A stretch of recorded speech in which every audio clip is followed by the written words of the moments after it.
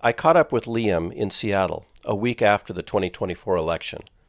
And as a liberal voter, he wanted us to remember that despite divisive politics and uncertainty about the future, that the U.S. is still a good place to live. My name is Nick, and this is Conversations on the Coast. How about you? Would you be interested in doing an interview while we ride the train? What for? So I do a podcast called Conversations on the Coast, and it's about critical thinking. Okay. So what I do is I help people kind of unpack the reasons and justifications behind their beliefs to see if they're based on a solid foundation. Fair enough. Cool. Yeah. We can get on. What brings you down to the train today?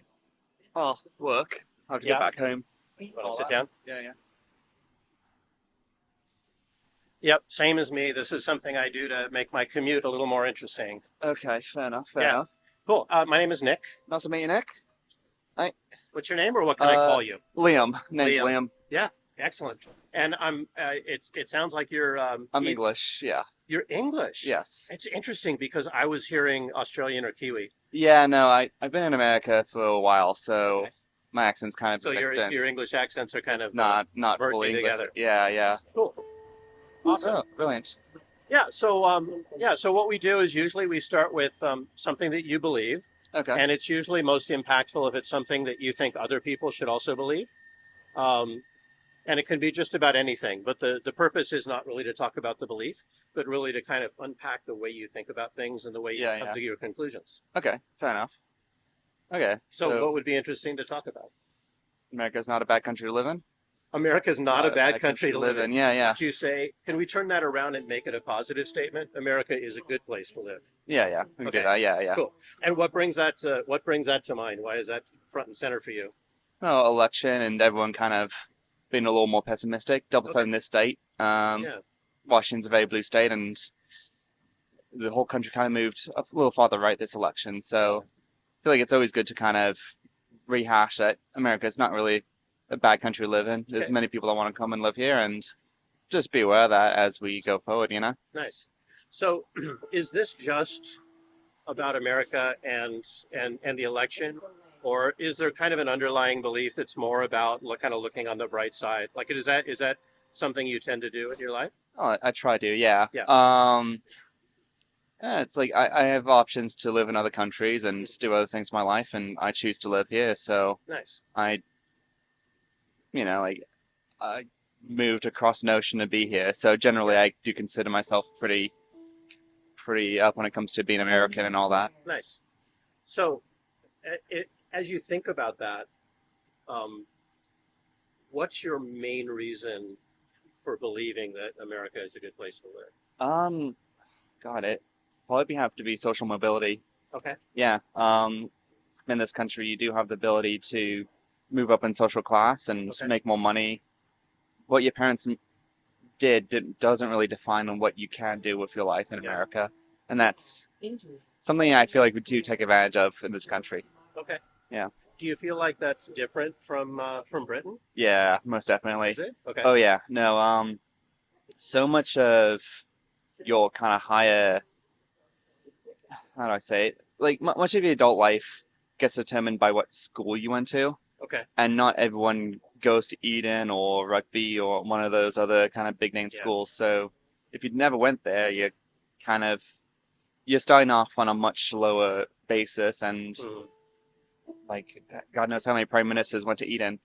So you can never think like, oh, I'm gonna be prime minister. Well, no, you didn't, because you went to a state school and you didn't go to this popular school. So yeah. So are you saying that if somebody, let's say, I'm trying to think of random colleges, like take Harvard and Ohio State, for example, right? Do you think that somebody from Harvard and somebody from Ohio State have equal opportunity to do whatever they want to do? Not necessarily, right? Because at the end of the day, Harvard is a bigger name school, and you do have more opportunities. And I have noticed this about being here in Seattle and the tech scene here. Yeah. There's a lot of people who went to big name schools in this city, and though for myself, I went to an American university called the University of Central Florida. Okay. And my coworkers, like I have one coworker that went to Cornell, Yeah. And it's like, oh, you kind of like, it's like, yeah, it's like the B-rated Ivy school. It's like, well, mate, you still went to a freaking Ivy school, right? Yeah. So that idea, the idea that the school matters less here than it does in other countries, I Okay. feel like does apply. But if you went to a big name school, you definitely have a leg up. Yeah. So are you, and I don't want to put words in your mouth, but it Yeah. sounds like a lot of your confidence in this belief is based on your own Oh experience, yeah, 100%. right? Yeah. Okay. When you, why is your experience of going to, a less prestigious school in Florida and Yeah. still being able to have a good career, why is that a good reason to believe that this is generally true in America? It's it is, biased because it's something I've been able to do, but um I will say yes. I do believe this because I've experienced it. Okay. Um but also more generally, it seems to be an idea in America where no one really sees himself as like everyone in America sees himself as a millionaire, which is kind of weird sometimes, Okay. right? Everyone's like, "Oh, I don't want to pay more taxes." When it's like, mate, you make like $50,000 a year. You don't really Yeah. have to worry about that. But everyone's like, no, no, no. I will make that much one day, Okay. right? And that's like an underlying American belief, which is kind of wild in a way, because everyone believes that, like, yeah, we're gonna grow up and Yeah. we're gonna be millionaires by the time we retire and stuff, and Okay. that's pretty incredible. If people believe they're going to be a millionaire, does Yeah. that lead to them being a millionaire? Oh God, no. Okay. Oh God, no. Um, but it's the idea that you do have that mobility to do that. I feel Yeah. like is kind of profound. Okay. And in the UK, everyone's pessimistic and just kind of looking forward to the next holiday. Yeah. And yeah, Okay. So if you met somebody who went to the same school that you did yeah. and wasn't successful, then what would that do to your confidence that's based on your experience of going to that school and then being successful? Well, yeah, I know people who went to the same university I did, Okay. same class, same degree program, who aren't doing as well as I did. Hmm. Um, Part of it is based off location. The people I know who aren't doing as well after university, they Yeah. tend to not want to move for a job, and that's Okay. huge. There's certain parts of the country you make a lot more than other parts, Hmm. and the willingness to basically pack up your whole life and move across the country like I did, Yeah. that could give you a lot of mobility. So Okay. I see that as a barrier for a lot of people because if you have family nearby, then Hmm. you don't really want to leave that. And Yeah. I didn't really have that issue myself, so Okay. I was okay with moving. But kind of more generally, I feel like you can achieve those things if you're willing to put in the effort. Hmm. And it might not be that charitable of a way to put it, but if you're willing to put in the effort, you can get a good job in this country and can Okay. have that social mobility. And you feel like in the UK, if you put in the effort, then you don't have that You do, but it's less possibility. so. Okay. It's less so. Because there's always that underlying fact that, oh yeah, you could be a really great worker, you could do this Yeah. great thing, but you never went to the big school and you never came from this family and Yeah. you'll always be this, shithead kid from Salford. Okay. Yeah. Oh, Salford. Salford, Is yeah. that where you're from? It's where the family's from, Ah, Salford okay. area. Yeah. I'm a huge fan of the show The Circle, Okay. Okay. which the first umpteen seasons of The Circle were filmed in Salford. Oh yeah. They've since moved operation to Atlanta, but Fair enough. Yeah. I don't blame them.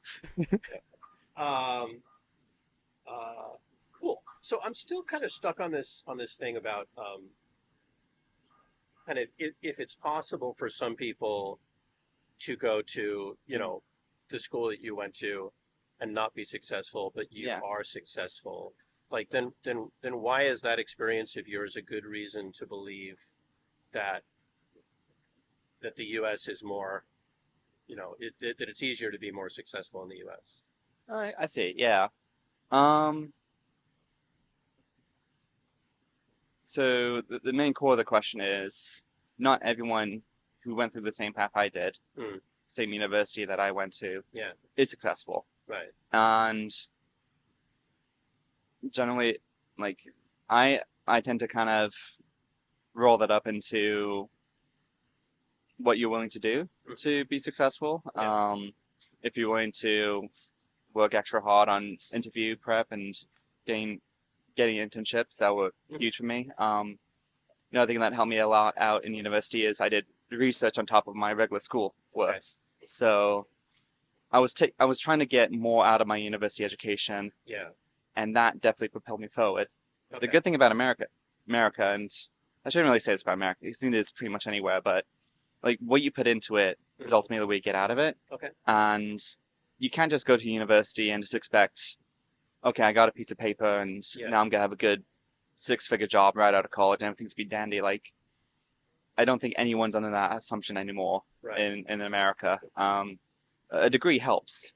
It does get you a step ahead, but you do need to do a little extra to show that you'll be worth it to invest into, because ultimately a company is going to hire you. They're going to pay a lot of money for the first year. You're not going to be that productive, but if you're willing to show that effort early on in your career, then a company is going to be willing to throw more money at you because they can see that's worthwhile investment. Yeah. Yeah. So what it's sounding like to me is there's a belief that's in here about success and about how you become successful. Yeah. And it's about the effort that you put in. Oh yeah. So it seems like maybe putting in effort is really the thing that leads to success. It does, yeah. Yeah. So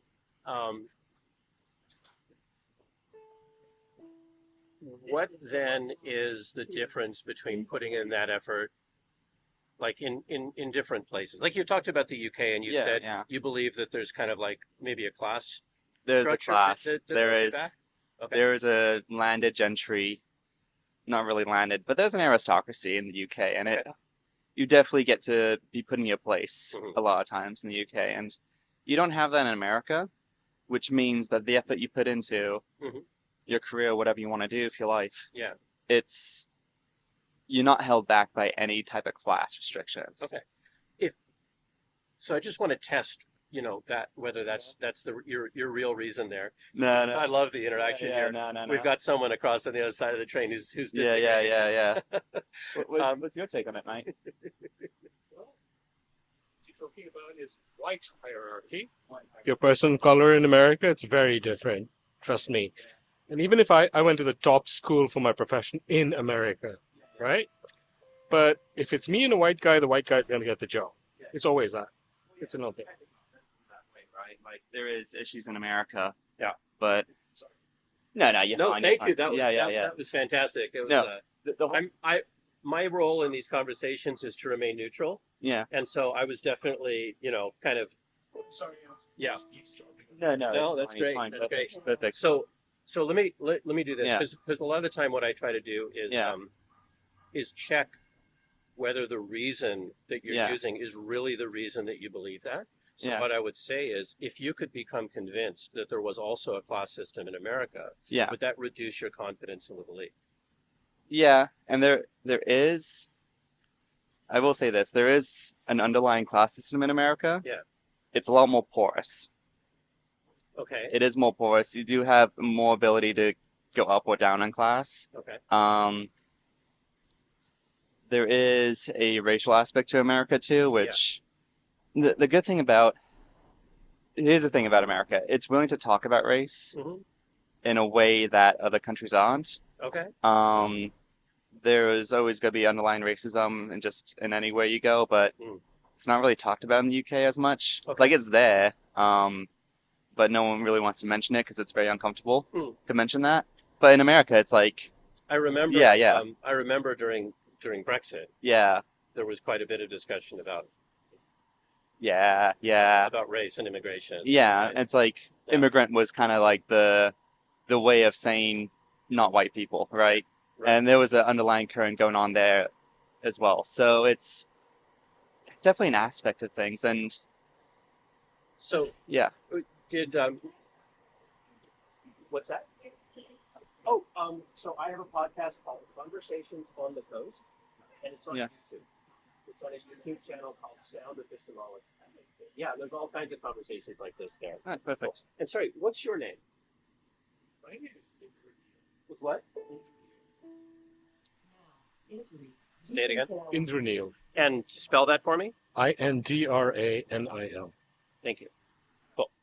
All right. Did what Indrajit said change your confidence in this belief? Like we didn't talk about, sometimes I talk about a confidence scale. 0 to 100. Do you feel like he helped lower your confidence in the belief?